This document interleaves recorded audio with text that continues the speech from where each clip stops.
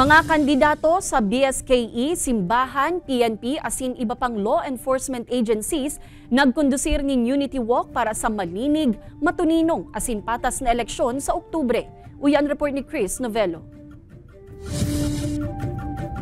Sabay na naglakaw palibot sa kasentrohan kan siyudad ni nagagikan sa Plaza Quezon ang mga kandidato sa paaboto na barangay and SK elections, kaibahan ng COMELEC, simbahan asin law enforcement agencies. Sinundan inikan panunumpa akan mga kandidato para sa malinig, salbado asin matuninong na pirilian sa bulan ng Oktubre. Lahat ng law enforcement agencies ay nagkakaisa para to ensure na although alam naman natin na peaceful dito sa Naga ay hindi pa rin tayo nakakampante. Sa paagi man kan pledge of commitment, maot kan mga otoridad na daing magdanay ang vote buying asin insurhensya sa syudad. Inin kami narman kan mga otoridad ang mga botante na pilion ang matanos asin tultol na leader na daing nagagamit ning kwarta asin impluensya nga isa na manggana sa eleksyon.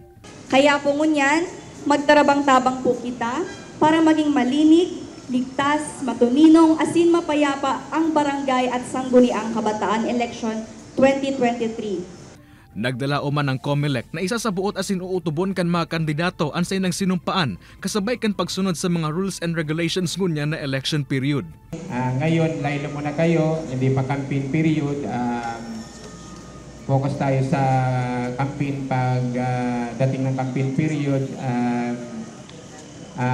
Kasi ang COMELEC medyo nag-stricto sa premature campaigning.